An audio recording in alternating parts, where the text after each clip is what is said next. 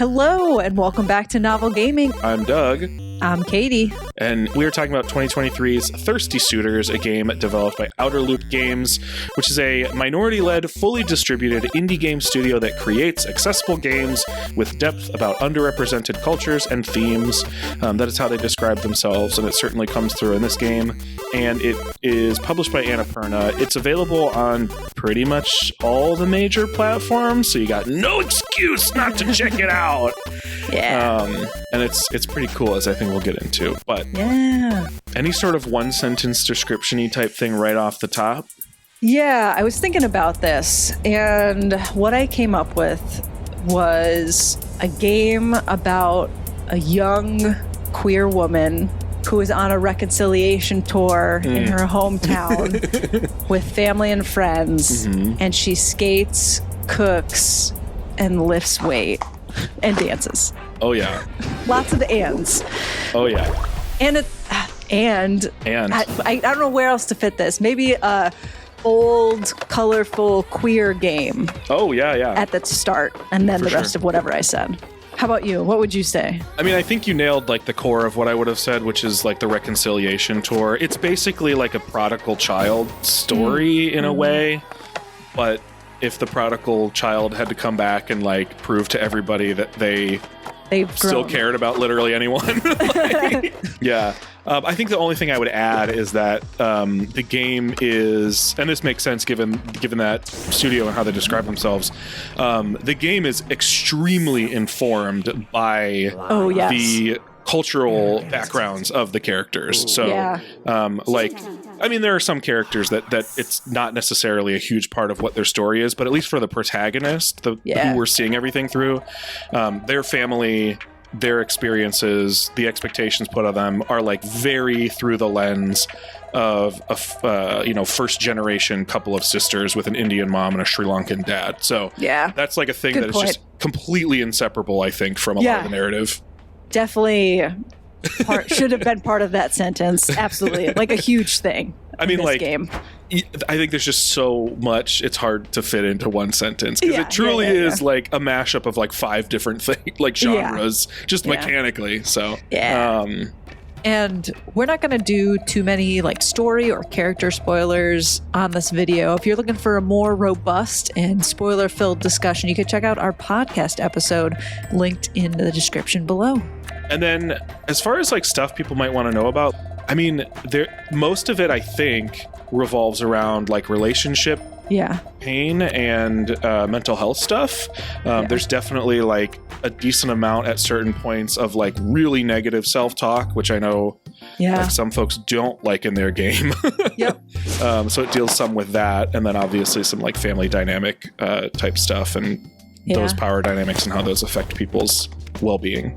Yeah, there's some gender stuff too and sexual orientation stuff. It's people sharing their experiences around it, and those experiences aren't always good.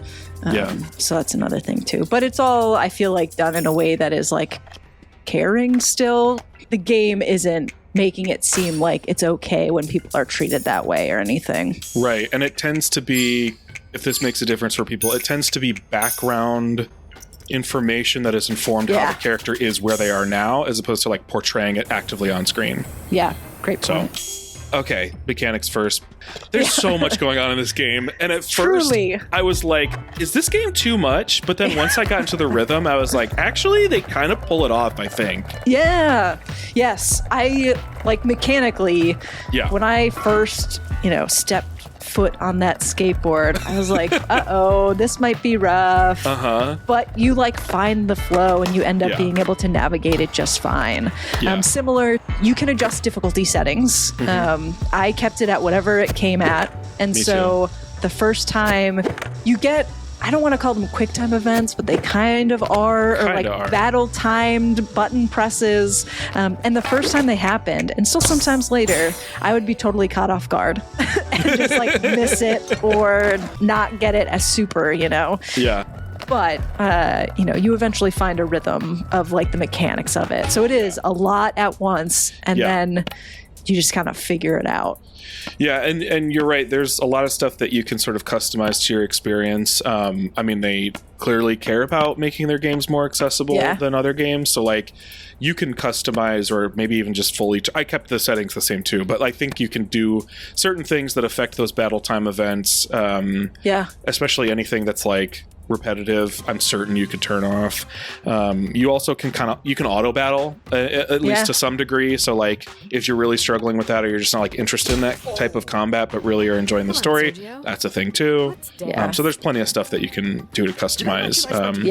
It's also got like some visual novel elements of 1000% accessibility stuff. So like, or even just customization, if not necessarily accessibility stuff, but like you can customize how much story you're getting and in what way. You can skip things. Like they really thought about what might work for different kinds of players. Yeah, and they, like, if you are struggling with something, so, like, there was something towards the end where I was struggling. The skating, I never fully perfected. I didn't do a lot of the extra challenges when it came to skating. Sure.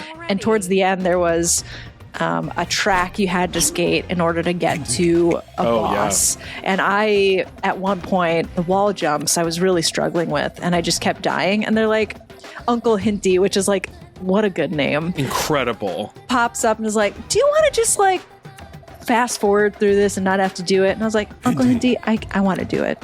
But I thought about prompted. You tempted me. I almost did, but I just wanted to do it. So I felt like they did a good job of like, because I died a lot at that one, of letting me try, but then also being like, hey, I see you're struggling. Do you want anything? And then respected me when I said no. Yeah, that's great. I know. I love a game that doesn't shame you for taking advantage of those things. Yeah. With the skating, that's like the first mechanic you sort of realize as far as like a genre mechanic. I think it's the mechanic. I had fun with it, but I think it's the mechanic that I probably feel like I was the least good at by the end. Yeah. Like everything else I fell pretty quickly into. I like the skating. In the early, hour of the game or so, I definitely was like, and I really can't get off this skateboard ever. Like, but I did get used to it. It's just...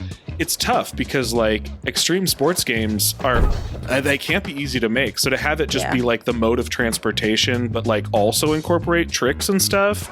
I mean, it's ambitious, and I think they pull it off pretty well for not being the core mechanic of the game. Right. Yeah. I would agree. Yeah. And once I messed around with it a little bit, I definitely found that it was fun. But then when I got to that end part, I was like, oh, that's right. I'm not actually that good I'm not that good at this. Yeah. Because it is also kind of forgiving. So if you jump off a rail and you're not totally on top of whatever comes next, they'll like scoot you over a little and you'll still grind it. Like it's pretty kind, and it's got big boundaries for what you can like land on type of thing. That's a great point. It actually favors people, I think, who don't play a lot of those extreme sports games. I think people who are really good at Tony Hawk or Skate or any one of those types of games would probably be frustrated with it because it has a ton of like Snap 2 physics, like you're talking about, which can be annoying if you're trying to do certain things. You can get used to it. Yeah. For sure. Yeah. And the tricks. Since we said extreme sports a lot, you're not going to see backflips and stuff or like half-pipe action. Yeah. It's mostly grinding and kickflips. Yeah. And like pretty much ziplining with your skateboard, which was fun. Yeah. Why not? Why couldn't I do that in Tony Hawk? Against gravity. Yeah. I was surprised when turn-based RPG mechanics were a big part of this. We didn't say fighting in the description, I don't think. That? Fighting's a huge part of this. Yeah. Not in like a heavy, deep JRPG way, but definitely still turn-based. Choose what you're doing. You've got HP bar and there's a skill little bit of that though, like put in weakening statuses, and sometimes you get weakening statuses, though they're not necessarily called that. When that first happened, I might have giggled because I was like, this is just so wild, right? Like, I didn't expect it to have battling like that. Yeah. The way battles work are so fun. I ended up doing some extra battles because I was like, gift or grift. Ooh, is it going to be a gift this time? It's never a gift. Here's so a heads rarely up. A gift. You actually got a gift? I did, but maybe 3 times over the course of 12 hours. But I played it a decent amount, and it was like almost never a gift. Yeah. But like the battles, the way it incorporates, fighting, but it's also like conversation during it too. I don't know. There was just like, I want to fight all of you a little bit. And I also want to have emotional breakthroughs with you, which great, because you can do both and nobody cares that you're kicking their ass. Right. It actually, I think the game pulls off something that anime has been pulling off for a long time, which is like incorporating just absolutely silly things into a world that everyone is taking very seriously, or at least sincerely, right? So like there's cooking. I do want to talk more about battling, but like to illustrate the point, there is the cooking mechanic. And like if you've ever watched like Food Wars or Yakitate Japan, like which are cooking competition shows, the judges always have some sort of over the top silly reaction when they eat something good, and this game just straight up does that. So like as silly as some things clearly are meant to be, nothing feels out of place within the universe they've built. So it's pretty impressive. But the combat stuff, you mentioned like the buffs and debuffs and stuff. I thought they were really funny. You have 5 of them that you gain access to. You can give people status conditions basically, and the status conditions, instead of your conventional like asleep or poisoned or whatever, are thirsty, heartless, impressed, raging, and shocking. So funny, but also frustrating because they can give you the same status conditions. And I feel like I didn't understand. So there was like timed responses to them trying to give you status conditions, and I would get super on some, but then I would still be under the condition. So I was like, what is happening here? I think that how well you pull off your taunt, which is what they call it. I don't know if we even said that. How well you pull off your taunt or how well you defend against a taunt, I think determines how many turns you are debuffed. Oh, so you can still get debuffed, but it just won't last as long. Yeah, that makes sense. I really enjoyed all of the battles. They took longer than I thought they would, just kind of based on the game. Even like the random suitors, those battles still took a decent amount of time. The summons, because you summon characters in the game. I thought that was really cool. So cool. And extremely helpful. Yes, and the first summon you get is your mom, and what she does is like smash your opponents with a flip-flop, which is pretty good, and they will react to your mom coming up. Yeah, it's really good. Cooking, we got to talk about cooking. Cooking was fun. It was fun. How much has a game ever made you want to wash your hands? Oh my God, that's the funniest thing. Is like every recipe has like a number of steps you have to complete, and every single one of them starts with "Have you washed your hands?" It's amazing. Yeah, and even I was like going around clicking everything. Like, so I washed my hands a bunch of times. So I literally did wash my hands before I cooked for the first time, but I still had to wash my hands again. Oh yeah. Mom's not gonna let you slip through. No. You might have just done it, but you're not about to. It's not clean enough. Yeah. I thought the cooking was really fun for 2 reasons. One, I think the way that they structure it as basically a different kind of combat, essentially, was really cool because you still have some choices about how to pull it off. But what I thought was particularly fun was that cooking was used as the vehicle for having like deep conversations with your parents. And so a lot of times figuring out like what your parents were feeling or family dynamics or learning about their past or their histories was only possible by cooking with them, which I think is really heartwarming. Like it really acknowledges like the power of food, which I think can be cringy depending on how people talk about it. But I do think it's true, and I do think it's like powerful. It's a universal thing. Like it's hard not to be a thing folks can bond over. So I thought that was really cool. Yeah. And I really liked the element of like the hot peppers that you can use to like super wash your hands or compliment your parents. Yeah, everything you do, you like build up this pepper meter, and then you can spend them on either like getting more points on the step you're taking, complimenting your parent, which might give you a boost or point, like additional points or some sort of bonus, or if you really hold on to them, which I found out is very valuable. Yeah. Oh, it's valuable. Yeah, it was cool. And then the other kind of mechanic was like the dance one, which was like fine, and it only came up a couple times. Yeah. And it was also similar to the combat mechanics. Yeah, the rhythm stuff, the dancing stuff, I only did it when people asked, so I did it twice, and that's it. Yeah. Can we talk about... You have on the notes is romance, and I will say this is not a dating sim. I have romance in quotes, which you all can't see, but they can. Big quotes, yeah. Because I was, based on the title, thinking that this was going to be a dating sim. Right. And it is not. Sort of doing this in a weird timeline way.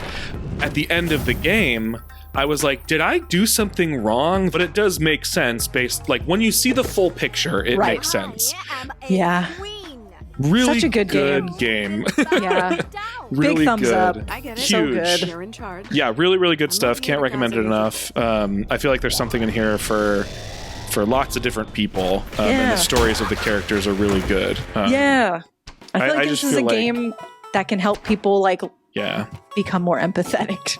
I was going to say, I feel like two things. Like, one, anybody who's like queer and likes different kinds of games, I feel like should play this game. Yeah. I also feel like people who aren't necessarily will still get a ton out of this game based on the conversations people are having. Yeah. They're like applicable across all kinds of identities and relationships, but like also you might pick up some like cool info about queer experiences as well. Yeah. It's good stuff. A cool game. Yeah. And if you want to let us know how you felt about Thirsty Suitors, feel free to leave us a comment. And if you want to hear, again, our longer version of this conversation with more details, check out our podcast episode in our description below. Thanks, everybody, for watching. See ya. Bye.